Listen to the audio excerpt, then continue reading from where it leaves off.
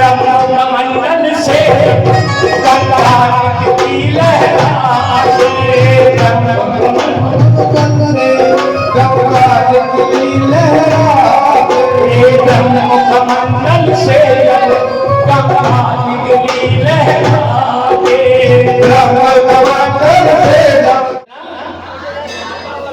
मां जन्म दे रहे हैं यानी अभी कलयुग में ज्यादा नहीं गया है। इस वर्ष मेरे ठाकुर इस धरा पर रहे 11 साल 3 महीना 28 दिन ब्रजमंडल में उन्होंने बालिकाएं की। 12 वर्ष की अवस्था में कंस का वध किया। मथुरा से सीधे पिता द्वारका चले गए। रात का भूख उनकी याद में तरसती रह गई। लेकिन मेरे ठाकुर ने सबको रुलाया, माँ को रुलाया, बाप को रुलाया, भाइयों को रुलाया, सहेलियों को रुलाया, लेकिन मेरा ठाकुर रोया तो एक दिन रोया, ऐसा रोया कि पानी परात को हाथ छुओ नहीं नैनन से पग मित्र के लिए। दुनिया में एक मित्र ऐसा रिश्ता है जो हर बात शेयर कर सकते हैं, बाकी कोई रिश्ता नहीं है। बोलिए वृंदावन बिहारी लाल की क्या कहूं कितने महान है मेरे बाबा बोले मेरा हाथ ये बोले भले मेरे बाबा बोले मेरा हाथ ये बोले भले और पाप मूल अभिमान तुलसी दया न छोड़िए जब तक। देखिए मैं नहीं कह रहा, जो भी बात कहूंगा मैं शास्त्रों की कहूंगा, प्रमाणित बात कहूंगा। सभा करोड़ पुण्य करने के बाद में ब्राह्मण कुल में जन्म मिलता है। करोड़ पुण्य करने के बाद में मनुष्य का को करके देखिए, कोई अपनी मर्जी से पैदा नहीं हुआ, मैं ब्राह्मण कुल में पैदा हुआ या वैश्य न हुआ। जो जैसा करता है उसको वैसा ही फल मिलता है। और हमारे जीवन में जो पाप है, ये अभिमान वाला पाप एक ऐसा पाप है कि मैं चोरी करूंगा तो उसका दंड मेरे को मिलेगा, व्यभिचार करूंगा तो मेरे को मिलेगा, अगर मैं अहंकार करूंगा तो इसका दंड मेरे पूरे परिवार को मिलेगा। जिन्होंने अहंकार किया है उनको क्या मालूम है। और सबका अहंकार भोलेनाथ बाबा ने चूर किया है और किसी ने नहीं किया। तो 4 लाइन नकल क्या है। मेरे बम बम भोले मेरे बम बम भोले मेरा मन ये बोले पल पल पुकारो तेरा। मेरे बम बम भोले मेरा मन ये बोले पल पल पुकारो तेरा। मेरे बम बम भोले मेरा मन ये बोले पल पल पुकारो तेरा। दीवाना तेरे नाम का मेरे बम बम भोले मेरा मन ये बोले पल पल पुकारो तेरा।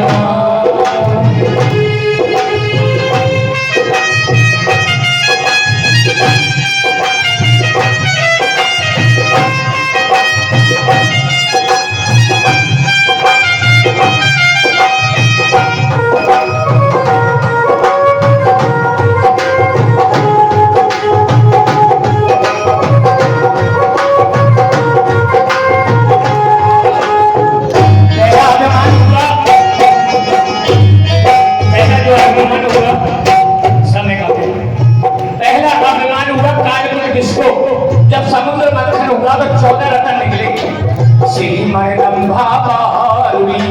अमी पान विश्वास वेद धर्मंतर सुरगौ तो कल पत्रक्ष गजना। जब कानपुर विश्व निकला तो एक आकाशवाणी हुई कि अगर एक बूंद धरा कर गई तो मैं पूरी सृष्टि का विनाश करूंगा। मानव अवतार में वो चिंता होने लगी और भोलेनाथ बाबा के पास पहुंचे और सारा वृतांत बताया। तो भोलेनाथ बाबा ने कानपुर विश्व का कैसे अहंकार दूर किया है। जिसको कंठ में ढककर जिस पर एहसान किया है, जिसको कंठ में धर कर बिच पर प्यार दिया है। जिसको कंठ में रख कर किस पर एहसान किया है। जिसको कंठ में धर कर बिच पर एहसान किया है। जिसको कंठ में रख कर किसको विश्राम दिया है। जिसको कंठ में रख कर किसको विश्राम दिया है। मैं क्या कहूँ क्या ना कहूँ कितने महान है। ये भगवान बोले मेरा मन ये बोले भले भले करो तेरा नाम। ये भगवान बोले मेरा मन ये बोले भले भले करो तेरा नाम।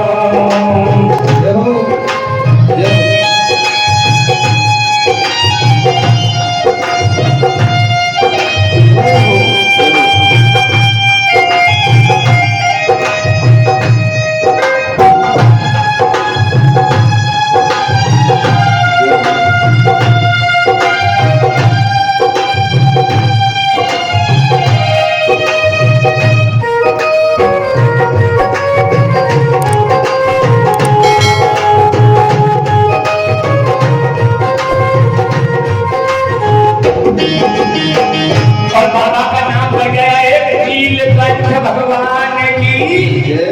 आज तक गिरजा पड़ा है, कहीं जा नहीं पाया। दूसरा भगवान हुआ गंगा मैया को। जब कपिल मुनि के साथ से राजा सागर के 60,000 खोज लोग भस्म हो गए तो भगीरथ ने तपस्या की हो और ब्रह्मा जी प्रकट हुए। कहा ब्रह्मा जी से कि मुझे गंगा का आह्वान करो, मैं पृथ्वी में जाके अपने पूर्वजों का उद्धार करूंगा। गंगा मैया को बुलाया गया। गंगा मैया कहने लगी मेरे पेट को कोई संभाल नहीं पाएगा। अगर मैं यहाँ कमंडल से निकली तो पूरी सृष्टि को लेकर के मैं रसातल को चली जाऊंगी। भगीरथ जी मन मार करके आ जाते हैं। बीच में नारद जी मिले, नारद जी को सारा वृतांत बताया तो नारद जी कहने लगे भोलेनाथ बाबा के पास जाओ, जहाँ समस्या का समाधान हो जाएगा। भोलेनाथ बाबा के पास गए। भोलेनाथ बाबा की जब समाधि टूटी तो भोलेनाथ बाबा कहने लगे कह दो गंगा से मैं सभा दूंगा। ब्रह्मंडल से गंगा की लहराए, ब्रह्मंडल से गंगा निकली लहराए।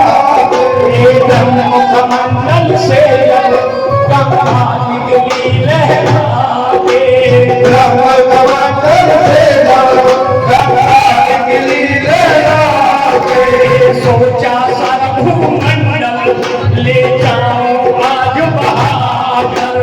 सोचा भूमंडल ले जाओ आज बहाकर। एक जटा में झटपटी झटपटी भूली गुमान है। मेरे गंगा बोले मेरा मन ये डोले भले भले पुकारे तेरा नाम। मेरे बम बम भोले मेरा मन ये बोले भले भले पुकारे तेरा नाम। जय भोलेनाथ।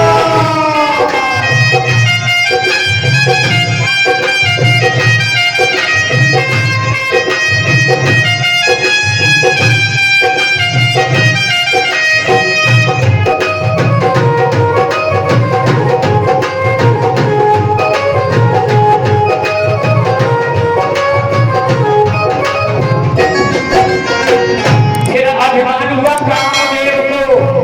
किसको हुआ? किसको हुआ? कामदेव को। कामदेव कहने लगा मैं दुनिया में जिसको चाहूं उससे दिल में कौवा बना सकता हूं। नारद जी ने शिकायत करी बाबा से। नारद जी पहुंचे कामदेव से कहने लगे बाबा समाधि में उनका जमा दो ना कि तुम्हें कितनी ताकत है। तो आज कामदेव पहुंचा बाबा की समाधि को भंग करने के लिए। अधिपति ने सोचा है जगत को अजमाना। अधिपति ने सोचा है जगत को अजमाना। अधिपति ने सोचा है जगत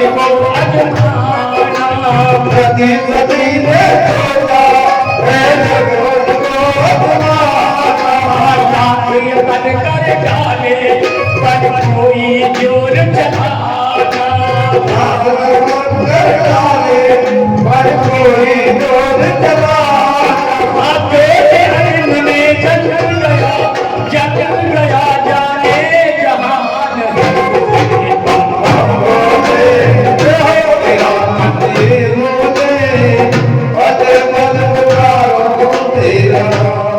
जब नेत्र बाबा ने भोलेनाथ बाबा ने तीसरा नेत्र खोला तो कामदेव भस्म हो गया। कामदेव की पत्नी रति रोटी हल्ला करती हुई ब्रह्मा जी के पास पहुंची, कहने लगी मेरा तो स्वाहा गुजर गया और आप सृष्टि का प्रजनन कैसे होगा? जब कामदेव भी नहीं रहेगा तो सृष्टि कैसे करेगी? 33 कोटि देवता लेकर के ब्रह्मा जी के पास पहुंचे। ब्रह्मा जी सबको लेकर के भोलेनाथ बाबा के पास पहुंचे और उन्होंने रति को आगे कर लिया और कहने लगे भोलेनाथ बाबा तो सुनो, ये बेचारी रति है ना, इसका स्वाग लौटा दो। आप तो भोलेनाथ का भोलेनाथ भगवान हो। भोलेनाथ बाबा कहने लगे मैं इसको जीवित तो कर सकता हूं, शर्त है। बोले शर्त क्या है? कि रति मुझे वचन दे कि कामदेव मानव जाति में पर्दे में रहेगा, चाहे बाकी कैसे रहे। रति ने वचन दिया कि मैं ये वचन देती हूँ कि कामदेव मानव जाति में पर्दे में रहेगा, चाहे कैसा ही रहे। और उसको जिंदा किया गया। और एक अभिमान अभी हुआ दिल्ली में, तुम्हें पता है? अभी हुआ कुछ दिन पहले, बता दूं? इस जन्म में मुझको तुम नहीं हरा पाओगे, इस जन्म में मुझको तुम नहीं हरा पाओगे, इस जन्म में मुझको तुम नहीं हरा पाओगे, इस जन्म में मुझको तुम नहीं हरा पाओगे। लेना जन्म तुम्हारा जब दिल्ली जीत पाओगे, तेरा जन्म तुम्हारा जब दिल्ली जीतोगे। किसने कहा था ये? अरे केजरीवाल ने कहा था कि मोदी जी इस जन्म में हमें नहीं हरा सकते। बोला था नहीं, इस जन्म में हमको तुम नहीं हरा पाओगे, इस जन्म में मुझको तुम नहीं हरा पाओगे। लेना जन्म तुम्हारा जब दिल्ली जीत पाओगे, तेरा जन्म तुम्हारा तब दिल्ली जीत पाओगे। ये कहा जी कहा कितना गुमान है तेरा मतरे होते अगर पर तुम्हारे होते रहा गिरे तो से मेरा मतरे होते अगर पर होते